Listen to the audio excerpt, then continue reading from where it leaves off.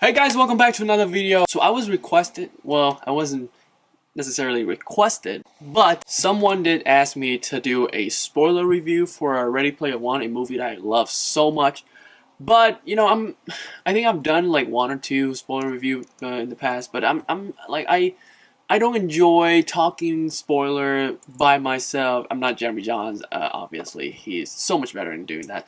You know, when I do spoiler reviews, I like to talk to like another person to get another sort of a perspective of the movie, and you know, bounce back and forth from like, especially with the movie like Ready Player One. It would be great to talk about spoiler with someone else, but it doesn't look like it's gonna happen. So I was like, yeah, I don't think I'm gonna do a spoiler review for Ready Player One. What I can do is a top 5 Easter eggs or top 5 moments in Ready Player One. So for that, this video is gonna be spoiler. Like this is your spoiler warning. If you have not seen Ready Player One, please stay away because I don't want to spoil this movie for you. It is so good and you want to experience that. I want you to experience that. And the reason why I hesitate to call this video a top 5 Easter eggs because some of these are not really Easter eggs. Like Easter eggs, there are things like the little moments, like quick 1 or 2 second. Like if you spot it, good for you, and if you didn't spot it, that's fine. I mean, it's just an Easter egg. You know, it's the little moments. Here, I mean, especially like 1 or 2 of these moments that I really enjoyed in the movie. They're like extensive, like they're, you know, like integral to not the plot, but like to a certain sequence of the movie.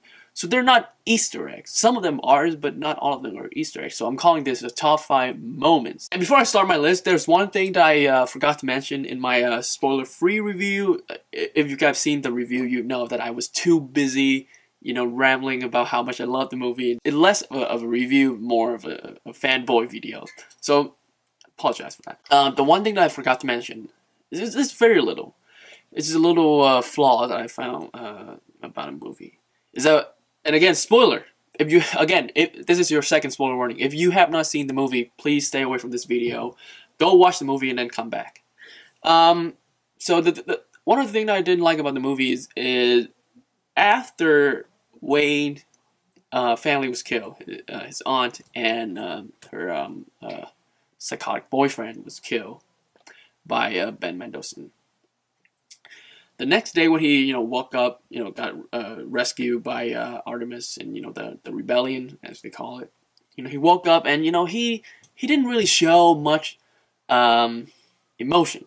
That's my problem. Like, I don't care how terrible they treat you. You know, like, if, like, I found my aunt. I have my aunt. She is so annoying. I mean, I mean, like, I love her, of course, she's family, but I don't like her. But that doesn't mean that I'm going to be flirting with, you know, like some girls that I just met just moment before she's killed. Like, just someone just walk into my house and kill my aunt, and like just hours later, I'm gonna be flirting with, like, no, I'm gonna be sad. I'm gonna be like, man, this sucks. Like, I'm gonna be crying, I'm gonna be emotional. Like, my family just got killed. Why are you flirting with the girl that, I know, I mean, she's hot, but your family just got killed hours ago. Anyway, got that out of the way. It felt pretty good, honestly. Again, it didn't really, you know, my rating for the movie is still 9 out of 10. I still love it to death. But it's just like the little things that make the movie, you know, not perfect. So with that out of the way, let's jump right into number 5. It's Chun-Li. Chun-Li, you know, like, if you've seen the trailer, you know Chun-Li has little cameos in the movie. But the one thing that I spot was really cool because when I talked to my cousin afterward, he didn't see it. Chun-Li, she did the kick, you know, the little kick, like she did, like that's her signature move, right? And it was really quick, like less than a second. Like the camera just go whoop, like through the crowd, and you just see that, like, Chun-Li, like this, her legs, like, go right there, like, it was really cool. I mean, Chun-Li, she was never, like, my go-to character in Street Fighter. I was more of Damn it, what's her name? He was in the movie too. Ryu? Yeah, I was more of that character. I tend to go to that character for a Street Fighter. But Chun-Li's pretty cool. Chun-Li's pretty cool. And you know, that little moment made me smile. And at number 4, strangely enough, the Teenage Mutant Ninja Turtle. And if you guys have seen the movie, again, spoiler. That's like the 3rd time I said this. But the Ninja Turtles in the movie, they're not the classic Ninja Turtle. They're not even the cartoon Ninja Turtle. They're the Michael Bay Ninja Turtle. But for some reason, when I saw them, I was like, you know what? It worked. You know, like it works for this world, because this Oasis world is a video game world. It's a video game universe, and the design for the 4 Ninja Turtles, they already look like video games characters. Like, I mean, looking at the 2 movies that Michael Bay's made. I know he didn't direct it, but he produced them. You look at that, they don't look real. They look like video game characters. So in those 2 movies, the CGI didn't work. But when Steven Spielberg, he took those characters and put them in his movies, it worked. Like, that just baffled me. Like, Steven Spielberg, he made the Ninja Turtle, not his Ninja Turtle. He made Michael Bay Ninja Turtles work in his movie in like a couple of seconds. And Michael Bay couldn't do it in 2 movies.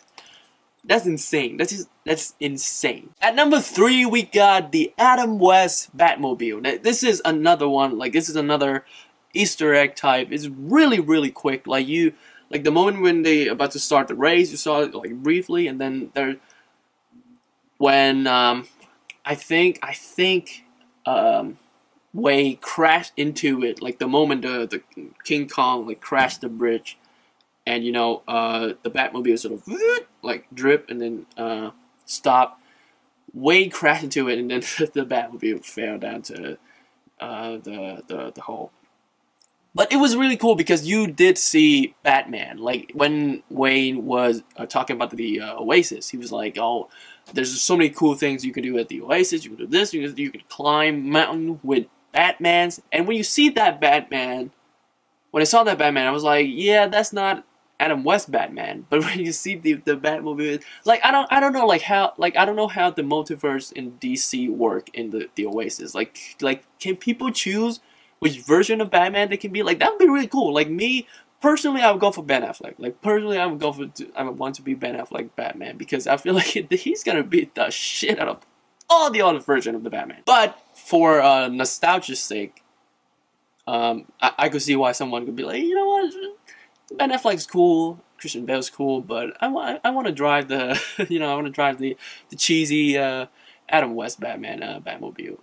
And I thought that was really sweet. That was really cool. At the number 2 spot, we got another Batman character, and that is the Arkham Knight. This is another Easter egg. I guess 4 out of the 5 choices is Easter egg. Huh. So maybe I should call this video an Easter egg video. Number 1 is not an Easter egg, I'll tell you that much. But talking about the Arkham Knight, the reason why it was so cool to see Arkham Knight on the big screen, because he looked, number 1, he looked exactly like the game, and number 2, I predicted that. Like, the game hasn't even comes out yet.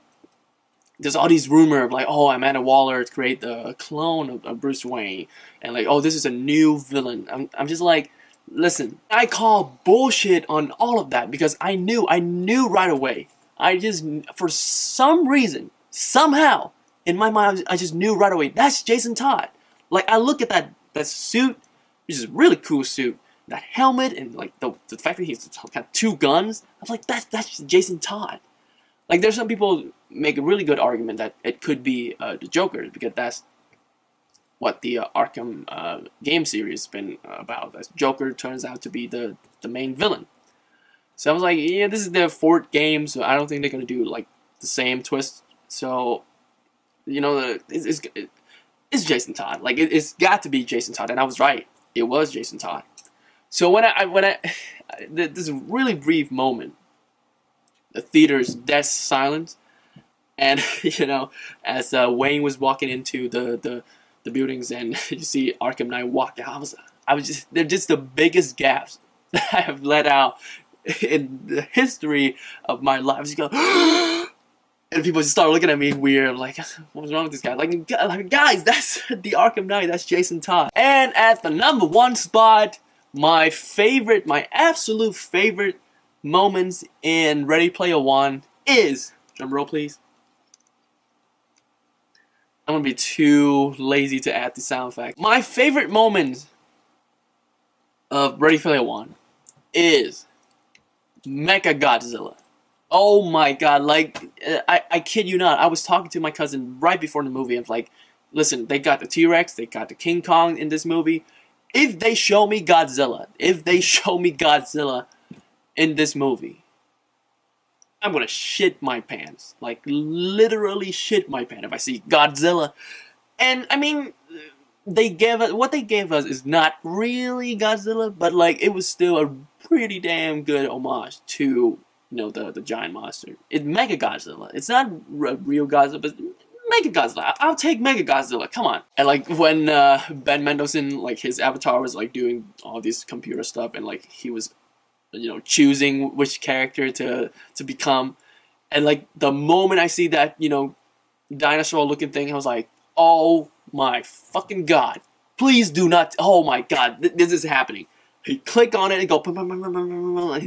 He was in this thing, and Artemis just look up, and the way that this actress, can't remember her name, we'll look it up later, but the way she looked up, her character Artemis looked up and just like, Mechagodzilla, like that sent chills like through my skin, man. Like, and the fact they played the music, like the original Godzilla music when they're fighting, like God, like Mechagodzilla just wreaking havoc. Yeah, one moment. And like, I thought that was it. I thought that, okay, we got Mechagodzilla. He's gonna kill a lot of people. Like in the Oasis, not like literally killing people. But then, you know, you got like, no, like, I thought that the Japanese dude, the moment he was like, I'm gonna choose the form of Gundam or whatever, I don't watch that manga series. So I thought, like, oh my god, this makes sense. Like, he's Japanese and he's like all this, like he's doing all this like ninja stuff. I thought he was going to turn into Godzilla. That would have been awesome. But I mean, he turned into Gundam. That's fine. But it would have been a lot better if he turned into the real Godzilla. And then you get Godzilla versus Mechagodzilla. Oh my god! I just have an idea for a sequel. I'm just kidding. The fact that they put the music in it, the original dun dun dun dun, they didn't put the dun dun dun dun dun dun, but they did put the